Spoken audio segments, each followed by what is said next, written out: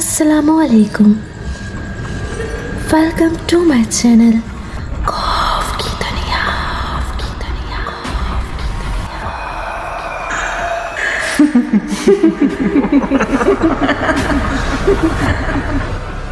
तमाम videos updates के लिए मेरे चैनल खौफ की दुनिया को सब्सक्राइब करके बेल नोटिफिकेशन को ऑन कर दीजिए। तो आप लोगों को मेरी इंस्टाग्राम आईडी शो हो रही होगी, तो आप लोग मुझे यहाँ फॉलो कर सकते हैं। तो आइए सुनते हैं किसी की ज़िंदगी पर बीती एक पुरस्कार कहानी। एक सच्ची आप बीती जो अपनी मिसाल आप है। तो आइए सुनते हैं। तो आइए सुनते हैं। तो आइए सुनते हैं। तो आइए सुनते हैं।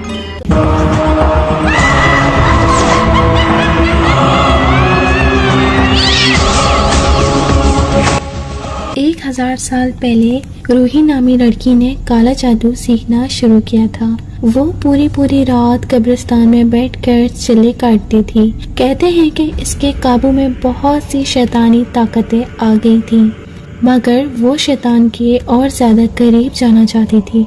इसके लिए उसने शैतान को खुश करने के लिए उसके सामने छोटे छोटे बच्चों की बलि देना शुरू कर दी। वो अपने गांव के बच्चों को और शैतान के बुत के सामने इस बच्चे को छिपा कर देती। शैतान के इस मंदिर में इसने इंसानी बच्चों के खून का तालाब बनाया हुआ था। वो उन मासूम बच्चों का दिल खाती थी। गांव वाले इससे बहुत तंग थे। वो सब मिलकर एक बुजुर्ग के पास गए और मदद की दरख्वास्त की। इस बुजुर्ग ने गांव वालों की मदद से इस लड़की को एक ताबूत में बंद किया और इसे जमीन के नीचे गाड़ दिया। चाहे कुछ भी हो जाए, इस ताबूत को खोलना मत। अगर इस ताबूत को खोला गया तो ये डायन दोबारा जिंदा हो जाएगी। इस नेक बुजुर्ग ने सारे लोगों से कहा, चाहे कुछ भी हो जाए, इस ताबूत को खोलना मत। अगर इस ताबूत को खोला गया तो ये डायन दोबारा जिंदा हो जाएगी। सब लोगों ने इस ताबूत के बारे में भूल जाने का वादा किया। इसके बाद वो ताबूत हमेशा बंद रहा और किसी ने इसे ढूंढने और खोलने की कोशिश नहीं की और आहिस्ते आहिस्ते सब इसके बारे में भूल गए। वो डायन आज भी जमीन के नीचे ताबूत में बंद थी और इस इंतजार में थी कि कोई इसको ढूंढकर इसे खोले ताकि वो आजाद हो जाए।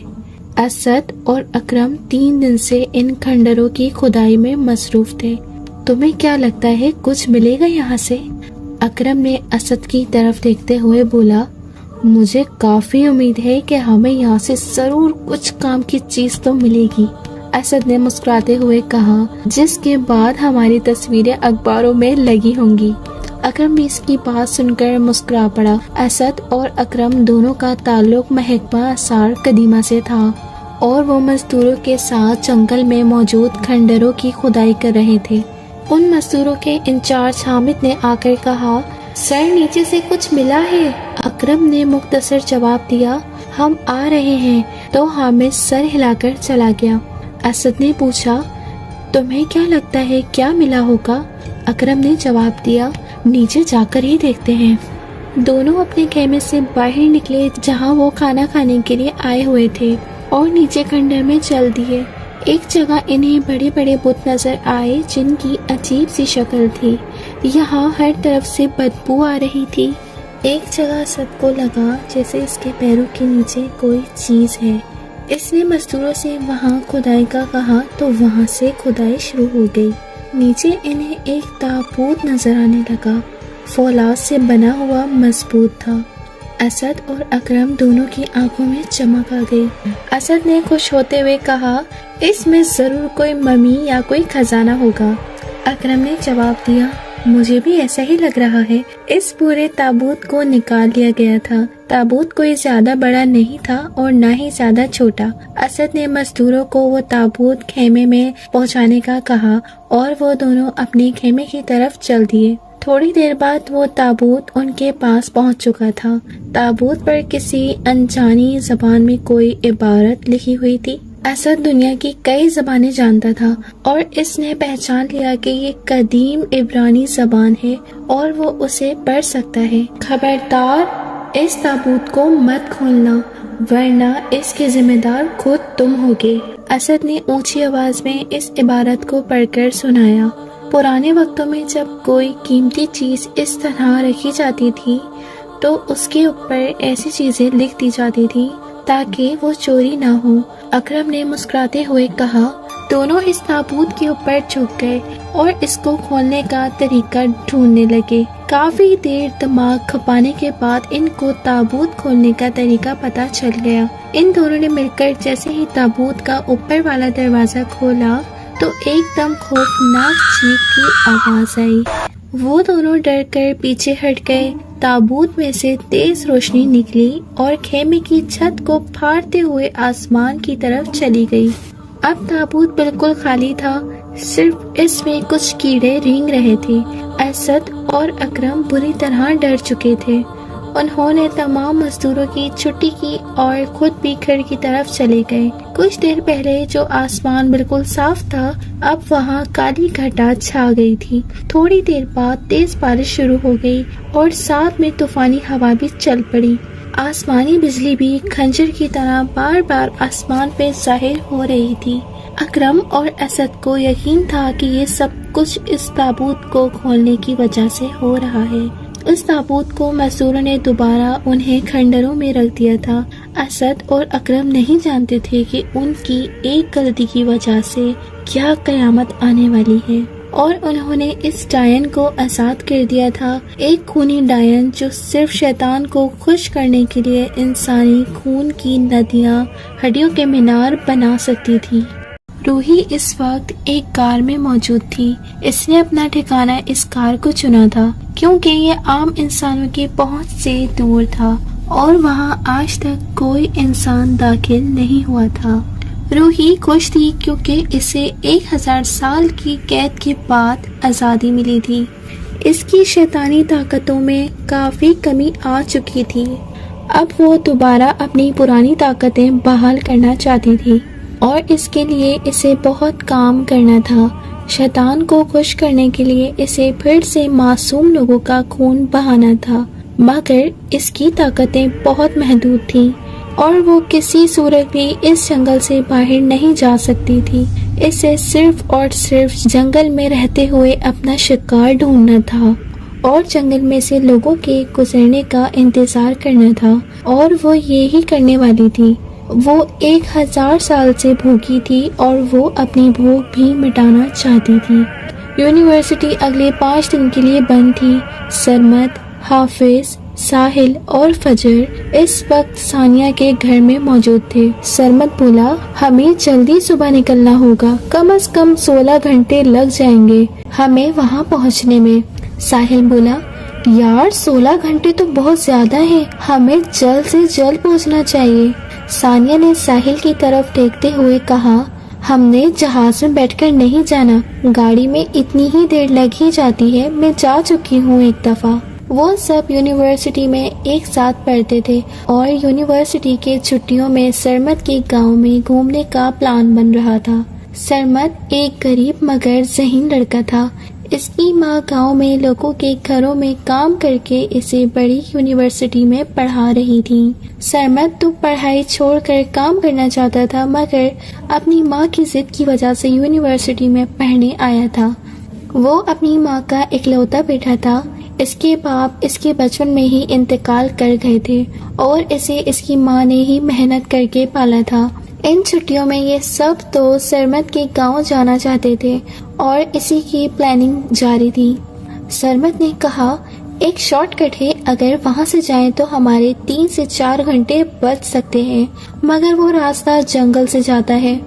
ساحل نے خوش ہوتے ہوئے کہا، چلو شکر ہے، مجھے ویسے بھی سفر کرنا بہت مشکل لگتا ہے، اور جہاں تک جنگل کی بات ہے مجھے جنگل بہت اچھا لگتا ہے۔